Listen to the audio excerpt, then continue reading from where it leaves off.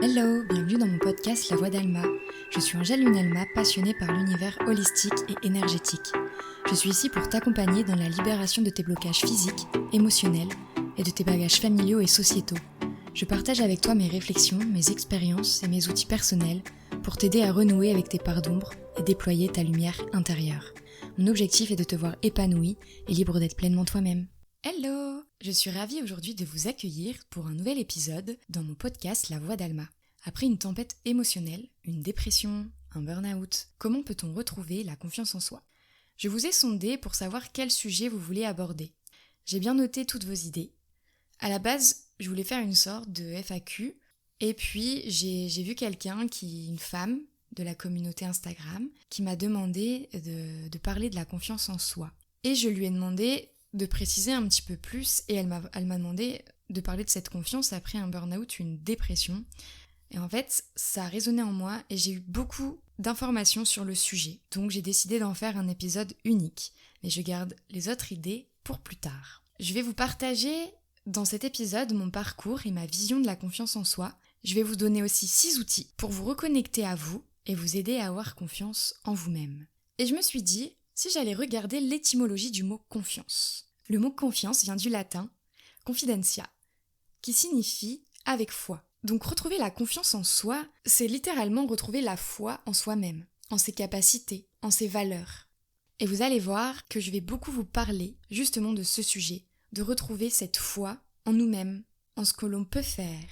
Et je ne vois pas forcément la confiance en soi comme une assurance de soi-même. Je le vois vraiment dans un tout autre concept. Donc je vous ai parlé récemment dans un de mes posts Instagram de ma dépression, du burn-out que j'ai fait il y a 3 ans. Je sépare pas vraiment la dépression du burn-out parce qu'en fait pour moi c'est la même chose. C'est-à-dire que c'est la dépression du corps. Le corps lâche la pression. Le burn-out, effectivement, est plus d'origine professionnelle, mais pour moi si tout allait bien dans chaque domaine de notre vie, ça serait infime cette partie professionnelle, ça ne serait pas survenu. Si nous avions conscience de nous-mêmes et de ce que nous vivons, nous n'aurions pas de burn-out et pas de dépression. On serait attentif à nos besoins, à ce que dit notre corps, et on s'arrêterait à temps. On n'attendrait pas que notre corps craque et lâche. Bon, malheureusement, on doit souvent se prendre un mur pour apprendre à l'éviter. L'estime de nous joue énormément aussi. Parce que pour moi, l'estime qu'on a de soi, elle va impacter sur nos actes et sur ce que nous ressentons au quotidien. Lorsque nous n'avons pas conscience de notre valeur, nous ne pouvons donc pas l'affirmer. On ne peut pas s'affirmer. Et viennent aussi les sacrifices que l'on fait tous les jours pour subvenir aux besoins des autres, et non aux nôtres. Pour satisfaire du coup des besoins, les sacrifices qu'on fait, ça va nourrir aussi nos blessures, pour se sentir aimé. Parce que quand on ne reconnaît plus notre propre valeur, on sacrifie souvent notre bien-être pour les autres, jusqu'à l'épuisement. Je pourrais parler des heures de ce sujet, de cette notion de sacrifice, pour que vous compreniez que vraiment l'estime de soi a un lien avec cette confiance. Parce que croyez-moi, je sais de quoi je parle, je l'ai fait pendant des années, j'ai moi-même été soignante. Souvent, lorsqu'on devient soignant, c'est souvent pour se soigner soi. À travers les autres, on cherche à se soigner. En effet, c'est toujours plus simple de regarder ce que les autres font, de regarder ce que les autres ont besoin, que de regarder ce que nous faisons, de regarder nos besoins. C'est toujours plus simple de donner des conseils que de les appliquer. Et c'est toujours plus simple de jeter la faute sur les autres que de voir notre propre part de responsabilité. Alors comment reconstruire cette confiance en soi après avoir touché le fond? Pour moi, la confiance en soi, ça se construit. Et comme je vous ai dit, ça ne va pas sans l'estime de soi. Parce que par exemple, on ne peut pas avoir 100% confiance en nous-mêmes et 0 estime de nous-mêmes. C'est-à-dire qu'on ne peut pas avoir aucune estime de nous et être 100% confiant en assurance. Et inversement. Et d'ailleurs, je ne pense pas qu'on puisse avoir 100% confiance en nous-mêmes non plus. Au niveau de la société, en tant que femme, notre perception de nous-mêmes, elle est souvent biaisée. Ça influe aussi sur la confiance en nous-mêmes. La société, elle nous apprend à nous comparer, à incarner un type de femme qui n'est pas forcément nous. Donc comment acquérir de la confiance dans ces moments-là? Comment avoir confiance en une personne qui ne s'aime pas, qui n'a pas conscience d'elle-même? Comment peut-on avoir confiance en nous si on n'a pas conscience de notre potentiel? Et cette confiance, elle n'est pas non plus linéaire. Elle est cyclique. La vie, c'est un mouvement. Donc cette confiance, elle va fluctuer en fonction de nos émotions, de notre humeur, de nos réussites, de nos expériences. Et je pense que notre estime de nous-mêmes peut nous aider dans ces moments-là. Par exemple, si je n'ai pas trop confiance en moi en ce moment, que je n'ose pas, je me fais toute petite, mais je sais ce que je vaux, je sais qui je suis. Ça va m'aider à accomplir sans me rabaisser. Je me dirai que je fais de mon mieux et ça ne remettra pas en question mes capacités. Je m'estime, j'estime qui je suis. Donc, je sais que j'ai confiance en la vie. J'ai confiance en mes capacités. Par conséquent, j'ai confiance en moi. J'ai confiance en ma personne. Est-ce que vous entendez cette nuance ? Aussi, la confiance en soi aide à avoir confiance en l'autre. Car on ne laisse pas à l'autre le libre arbitre sur nous. On a tendance à remettre cette confiance dans la main de l'autre pour combler un manque. Mais l'autre ne peut rien y faire. La personne en face de nous, elle travaille déjà avec sa propre perception de sa confiance en elle. On ne peut pas lui demander de le faire pour nous. Et en société, il y a aussi un phénomène qui se produit quand quelqu'un a confiance en lui, on le sent. C'est comme si cette aura était décuplée, cette aura était rayonnante. On est tout de suite attiré par cette personne. Des fois, on va le traduire par du charisme, par de l'attirance. Il y a des vibrations qui sont beaucoup plus ouvertes à la discussion. Et au contraire, quand on n'a pas confiance en soi, on a tendance à devenir invisible. Et encore pire, à se sentir invisible. Et on peut même souffrir de ne pas être remarqué. Et lorsqu'on attire des gens sans le vouloir, juste parce qu'on a confiance en nous-mêmes, on ne cherche pas à attirer par tous les moyens. C'est quelque chose de plus sain. On va pas souffrir de dépendance affective dans ces moments-là. Ça me fait penser aussi à quelque chose, depuis que j'ai conscience de ce que je vaux, depuis que j'ai conscience de ma valeur, depuis que je m'estime et que je ne cherche plus l'amour chez les autres, depuis que j'ai confiance en ma personne, en moi-même, c'est-à-dire que depuis que je me fais confiance, j'ai confiance en chaque personne que je croise. C'est-à-dire que je donne ma confiance à quelqu'un d'office, mais ne me déçois pas. Parce que si tu me déçois, ça sera fini. Mais je ne le vivrai pas comme une trahison. Parce qu'en fait, je n'ai plus peur d'être vulnérable, je n'ai pas peur d'être perçue comme quelqu'un que la société peut qualifier de faible, car je n'ai rien à prouver à personne. La seule personne à qui je prouve des choses, c'est à moi-même. La seule personne que je peux décevoir, en fait, c'est moi, parce que je vis avec moi tous les jours. Et il n'y a rien de pire qu'un moi blessé, qu'un moi qui est trahi par soi-même. Cette sensation de vivre avec soi sans être au clair, je pense que c'est la pire. Avant, je n'avais pas conscience de tout ça. C'est-à-dire que avant que je fasse mon burn-out, ma dépression, je n'avais pas conscience que j'avais confiance en moi. Je ne sais pas si vous saisissez la nuance, mais en fait, il est vrai que j'avais peur de paraître faible, je voulais toujours être quelqu'un de forte, je voulais que rien laisser transparaître, je voulais faire croire aux gens que j'avais confiance en moi, mais du coup, j'avais confiance en personne. Pour moi, il fallait que ma confiance se mérite, il me fallait prouver que je pouvais te donner ma confiance, mais parce qu'en fait, tout simplement, je n'arrivais pas à trouver la mienne. Et le jour où j'ai compris qu'en fait, j'ai confiance en moi, j'ai confiance en mon corps fait plein de choses pour moi, j'ai toujours réussi à aller au point où je voulais aller, j'ai compris que je pouvais avoir confiance en moi. C'est comme aussi une histoire de lâcher prise. C'est-à-dire que j'ai lâché et je me suis dit, bah ok en fait, j'ai confiance en ma personne. Et donc vous pouvez regarder aussi où vous en êtes aujourd'hui, regardez votre chemin. Qui est-ce qui vous a toujours mené à votre point de réussite en fait ? Qu'est-ce qui vous a toujours mené aussi à faire vos expériences, à avoir vos ressentis, à avoir vos petites victoires personnelles ? C'est qui ? C'est vous. Donc vous pouvez avoir confiance en vous. Votre corps va vous y mener.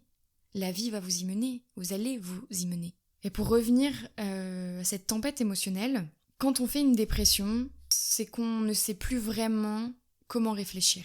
On n'a plus cette capacité. On se concentre déjà sur comment survivre à la situation, si on y arrive.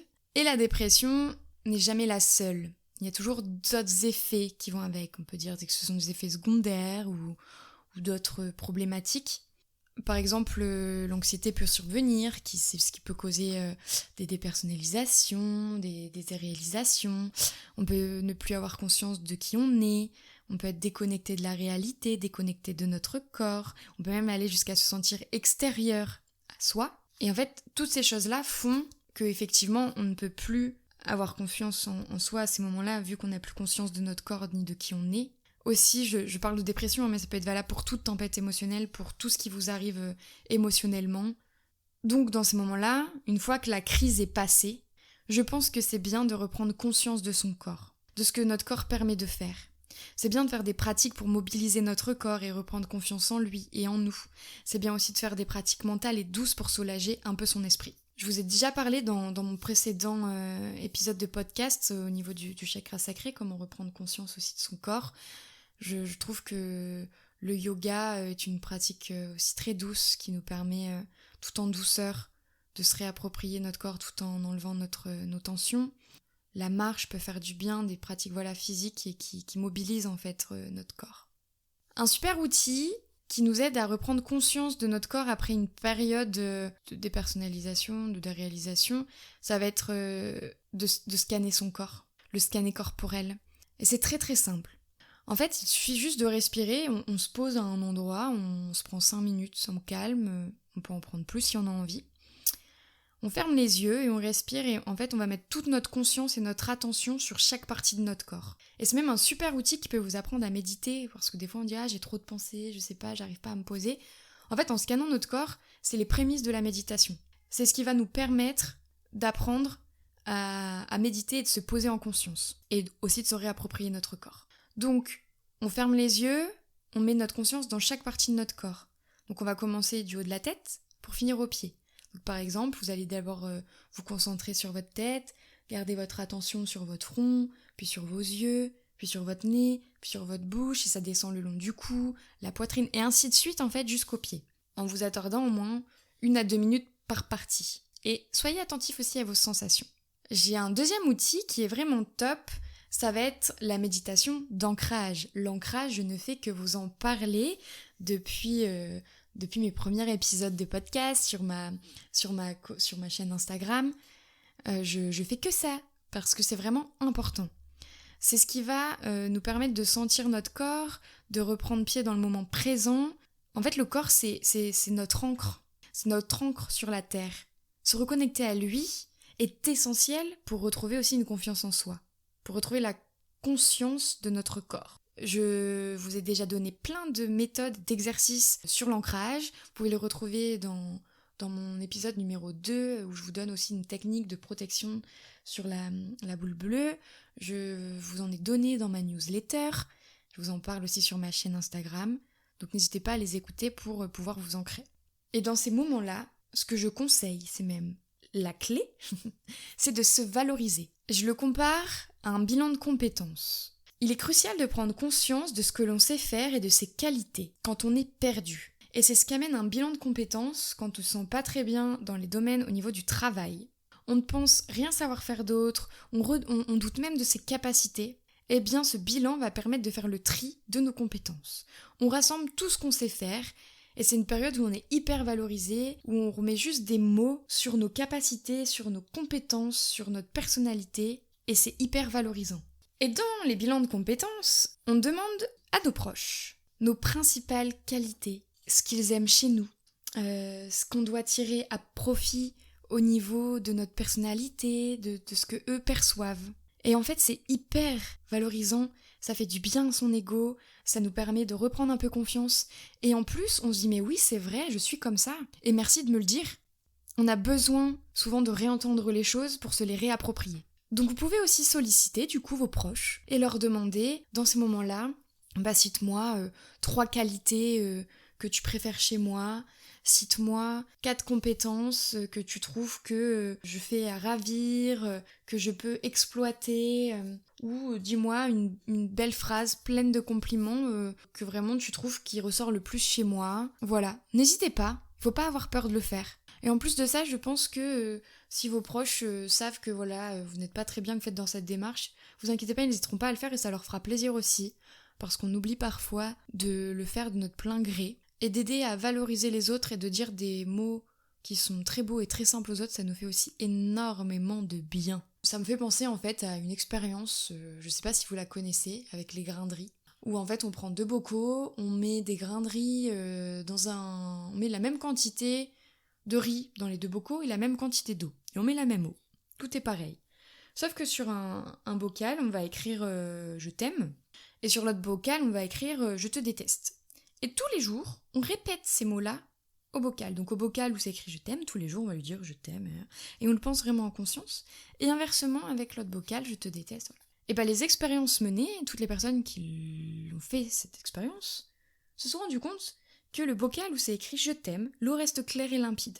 Alors que sur le bocal où c'est écrit « je te déteste », l'eau a changé de couleur et est devenue beaucoup moins fluide. Il peut y avoir des dépôts, des choses.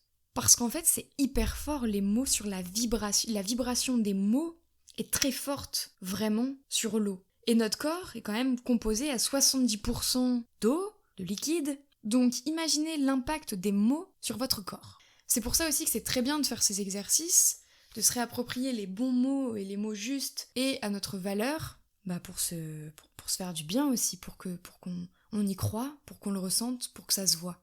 Et donc, en plus de cet exercice du coup de solliciter l'avis de vos proches sur vos qualités et vos compétences, pourquoi aussi ne pas le faire vous-même ? Pourquoi ne pas prendre un petit carnet ou une feuille ou ce que vous voulez et vous en écrire 3-4, écrire vos valeurs, écrire ce que vous aimez chez vous.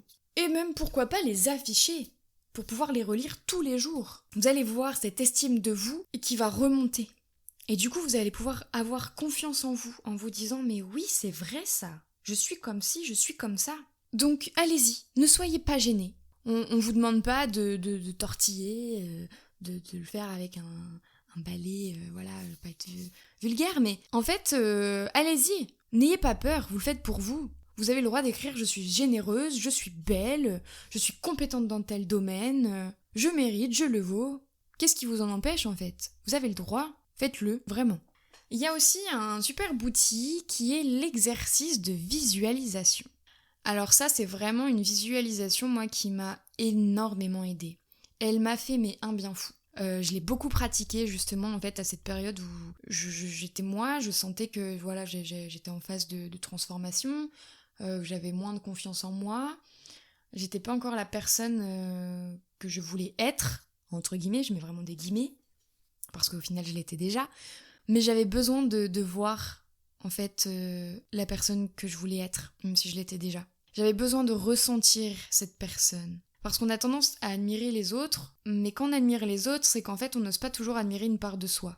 Donc cette visualisation va permettre de ressentir et de s'admirer soi pour vraiment l'incarner. Il vous suffit encore une fois de fermer les yeux, d'inspirer, expirer un grand coup pour vraiment vider vos pensées. Si vous voulez un peu vous aider, vous pouvez scanner votre corps, comme je vous ai indiqué au début, pour vraiment être vous-même. Si vous voulez même le faire plus longuement et le faire sous en forme de méditation, vous pouvez d'abord vous ancrer, vous scannez votre corps, et ensuite vous faites cet exercice de visualisation.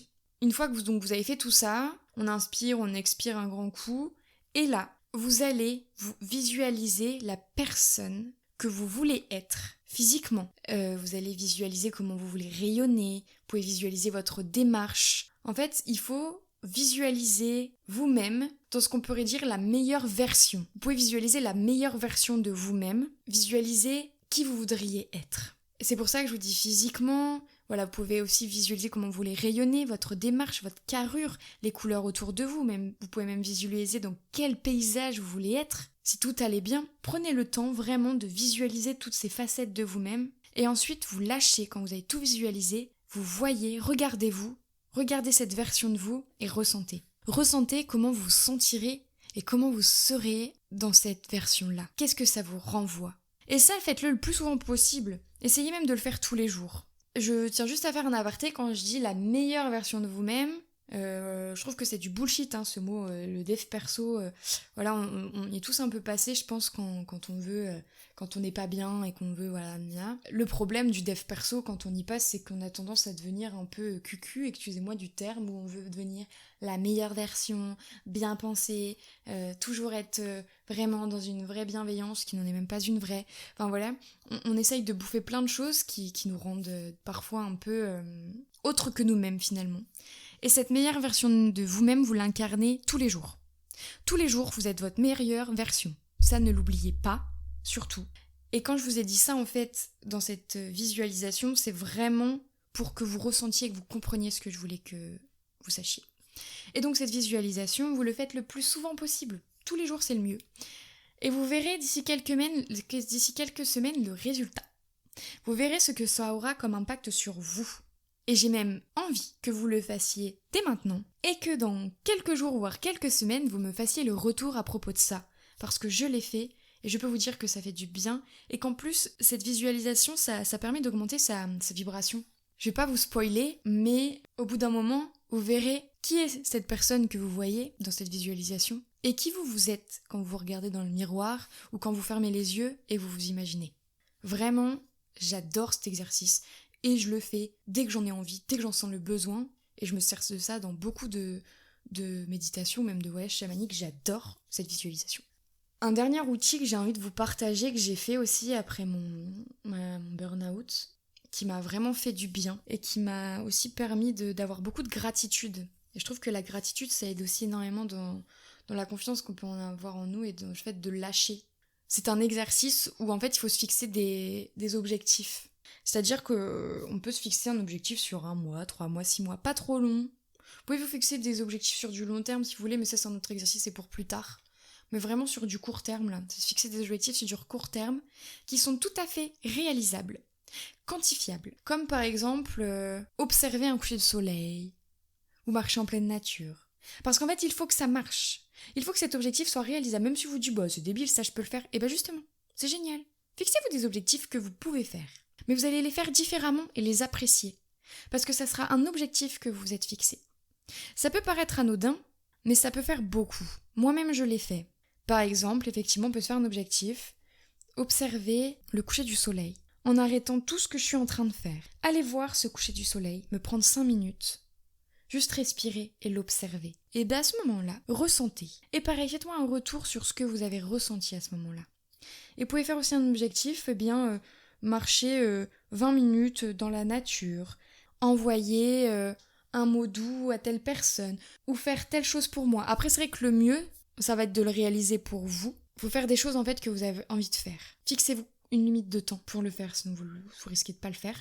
Mais ce sont des moments de pleine gratitude. Moi par exemple, je sais qu'à ce moment-là, je m'étais fixée, c'était tout bête, mais d'aller me balader toute seule. J'étais sur Lyon et ça faisait pas longtemps que j'étais arrivée à Lyon. Et en fait, quand je suis arrivée sur Lyon, pendant 6 mois, j'ai bossé comme une acharnée, où je faisais du plus de 60 heures semaine, j'avais jamais 2 jours de repos quasiment, enfin... Et les seuls jours de repos que j'avais, c'était pour remonter voir ma famille. En fait, j'avais plus de temps pour moi. Vous pouvez comprendre aussi pourquoi au bout d'un moment j'ai craqué. Mais du coup, j'ai jamais pris le temps de visiter l'endroit où j'étais. Donc effectivement, je faisais beaucoup de routes, donc je visitais beaucoup les campagnes aux alentours, etc. Mais c'était pour travailler, j'avais pas cette notion de m'arrêter. Et en fait, quand j'étais pas bien comme ça, je m'étais fixé comme objectif d'aller me balader toute seule, de découvrir toute seule, d'apprécier des moments toute seule et de découvrir. Donc j'étais allée au bord de la Saône toute seule, puis je suis allée me promener à Lyon toute seule au bord du Rhône. J'ai déconnecté ou j'ai pris le temps. Je m'étais assise, je me souviens, au bord du Rhône, en face du tribunal, et je sens l'émotion justement qui remonte, tellement c'était un moment émouvant. Tellement c'était beau de vivre ce moment pour moi en fait, et de sentir toutes ces vibrations autour. Vraiment, c'est rigolo parce que de revivre ce moment, je sens toute cette émotion qui remonte tellement c'était beau et je me suis remerciée d'avoir vécu ce moment pour moi. Donc vraiment, c'est quelque chose que je vous invite à faire. Donc voilà, je vous ai partagé tous ces outils qui sont vraiment pour moi très précieux, très simples, très réalisables. C'est ce que voilà moi-même j'ai pu faire. Il y a aussi quelque chose que j'ai envie de vous partager, c'est qu'après un burn-out, une dépression ou des tempêtes émotionnelles, on va apprendre à dire non. On apprend sans le vouloir. Parce qu'on a compris dans ces moments-là qu'en fait il faut qu'on doit se sauver. Et je trouve qu'apprendre à dire non, ça booste aussi. Parce qu'on se rend pas compte que ce n'est pas parce qu'on dit non que les gens arrêtent de nous aimer. Les gens comprennent. Les gens sont dotés d'intelligence émotionnelle eux aussi, ils sont très intelligents, sont des humains comme vous. Alors, en apprenant à fixer vos limites et à dire non, et votre confiance en vous, elle va se booster. Elle va se booster parce que vous allez apprendre à fixer vos limites. Ça, je le dirai jamais assez aussi. C'est vrai que moi, je me rappelle, mes premiers noms, c'était très dur, mais waouh, comment j'étais contente. J'ai réussi à le dire. Et souvent, en plus, dans ces périodes où on n'a pas du tout confiance en nous et qu'on n'ose pas trop les dire non, qu'on ose trop dire les non, on peut être admiratif des gens qui osent. Alors osez, vous allez voir, vous allez être très admiratif de vous. Et bien sûr, dans ces moments-là, dans les moments de tempête émotionnelle, de dépression, de burn-out, on a besoin d'aide. Donc il existe des professionnels de santé compétents qui peuvent vous aider. Et ou, selon vos besoins, il y a aussi des praticiens énergétiques. Par exemple, en séance avec moi, on peut remonter sur l'origine de ce qui vous a fait ressentir ces choses-là, de pourquoi vous êtes comme ça, et on va les libérer ensemble, pour retrouver une harmonie, pour rayonner, sans revivre le trauma. Ça, c'est important. Parce que le but, c'est pas de retourner dans le trauma et de le revivre et d'être encore plus traumatisé à la fin. Non, non. C'est plein de douceur, d'amour, de bienveillance. Et c'est ce que j'aime aussi du coup dans ces soins, c'est d'évacuer de la meilleure manière qu'ils soient. Tout est juste. Dans les soins énergétiques, que je propose, ce sera jamais de faire des choses dont vous n'êtes pas capable, ce que votre corps ne pourra pas faire ou ressentir. Toujours la manière la plus juste. Donc pour revenir à la confiance en soi, ça se construit pas à pas. Chaque petit progrès compte et vous rapproche de la meilleure version que vous aspirez à devenir. Et hier, j'ai regardé un animé qui a fait écho en fait à ça. Ils ont redit une phrase qui a été très juste. C'est fait comme tu le sens, tant que tu es en accord avec toi-même. Je pense que c'est judicieux de se répéter dans certains moments où on a des doutes. Fais comme tu le sens, tant que tu es en accord avec toi-même. Et dans ces moments-là, dans les moments où vous serez en accord avec vous-même, vous pourriez avoir confiance qu'en vous. C'est hyper important. C'est être en accord avec soi, comme je vous ai dit, c'est ce qui est le plus important parce qu'en fait, il n'y a que vous et vous-même qui allez vivre avec vous toute votre vie. Vous comprenez ? C'est le fait de ne pas se trahir. C'est important d'être toujours en accord avec soi. Toujours écouter son cœur. Qu'est-ce que me dit mon cœur ? Si je fais ça, je sens que mon cœur, il se serre, il est pas bien. Vous allez vivre avec vous toute votre vie. Vous savez ce que vous pouvez faire. Vous savez de quoi vous êtes capable. Donc, je ne me trahis pas. Je fais ceci parce que je suis en accord avec moi-même. Voilà. J'ai hâte d'avoir vos retours sur ce podcast. Appliquez tous ces outils et dites-moi ce que vous avez ressenti. Dites-moi peut-être aussi le ou les outils que vous avez préférés. Faites-moi part de vos expériences, je suis vraiment curieuse de ça. Moi j'adore avoir vos retours. C'est tout récent, mais là je commence à en avoir de plus en plus et c'est quelque chose qui me fait vraiment du bien. C'est ce qui m'anime, c'est ce qui permet aussi de continuer et de trouver cette vibration pour continuer à essayer de vous partager les outils qui peuvent vous apporter vraiment du bonheur tous les jours. Parce que le bonheur pour moi c'est très important. Vos retours sont très importants pour moi, c'est ce qui me permet de me dire que je fais tout ça pour quelque chose. Voilà, je suis humaine, hein, j'aime aussi la reconnaissance. Si ce podcast vous plaît, si cet épisode vous a plu, abonnez-vous à mon podcast, partagez ce podcast avec qui vous en avez envie. Vous pouvez aussi commenter, vous pouvez aussi me suivre sur les réseaux, sur ma page Instagram. Et puis si vous voulez ne rien louper, si vous voulez avoir plein d'outils que je partage, mes pratiques, vous pouvez aussi vous abonner à ma newsletter. Tous les liens sont dans ma bio Instagram. Je vous remercie du fond du cœur de m'avoir écouté. Je vous remercie de m'aider à faire vivre ces projets qui arrivent. Ne soyez patients. Vous allez savoir très bientôt tout ce qui va arriver, tout ce que je vais pouvoir vous proposer, vous partager. Je vous embrasse très fort. Je vous souhaite une excellente journée si vous écoutez ce podcast le matin, une excellente soirée si c'est le soir. À bientôt!